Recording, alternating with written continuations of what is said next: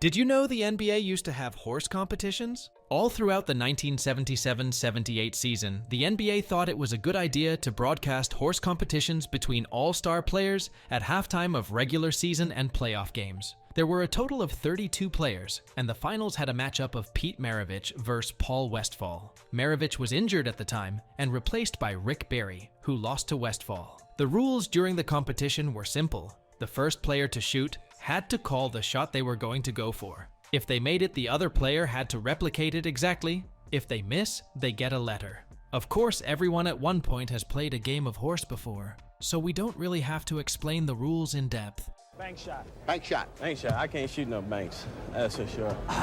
And a miss. It took 30 years for the horse competition to return to the NBA, when in the 2008-09 season, they brought back the competition for the All-Star Weekend.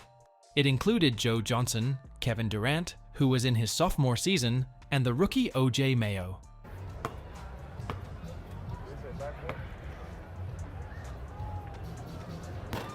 You know why they miss it too? These shots are a little out of rhythm. The rules were exactly the same, but instead of using the word horse, they used the word Geico, which is a sponsor of the NBA. The competition this year was not really good at all, and honestly just quite boring. It took almost 35 minutes for there to be a winner, and the majority of the shots were misses, hence why it took so long. Probably the most impressive shot of the competition was this one by O.J. Mayo. It is. This cash. This is good. That's good. Yeah. Kevin Durant was the eventual winner, with the winning shot being a simple corner three.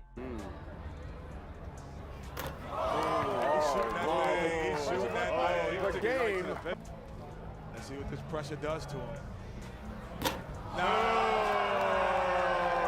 Despite how bad that horse competition was, the NBA thought it was a good idea to do it again the following year. At least this time, they actually went back to the word horse. This year had the defending champ Kevin Durant competing against Omri Caspi and Rajon Rondo. And Kevin, your turn.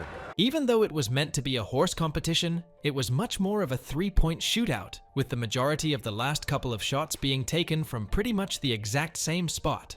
Kevin Durant ended up winning the competition again, becoming the back-to-back champion of the horse competition, which still holds more value than the rings he's won.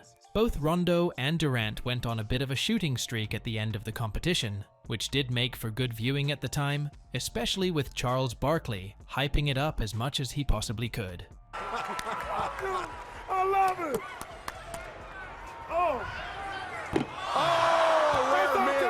That's okay. After back-to-back horrible competitions, it came as no surprise to anyone that the NBA decided to cancel the horse competition. It did return shortly in 2020, due to the suspension of the NBA season because of the COVID pandemic. The NBA produced a televised event in which NBA and WNBA players participated in a virtual horse competition while quarantining at their own homes. Mike Conley won the competition, beating Zach LaVine in the final. That almost went in.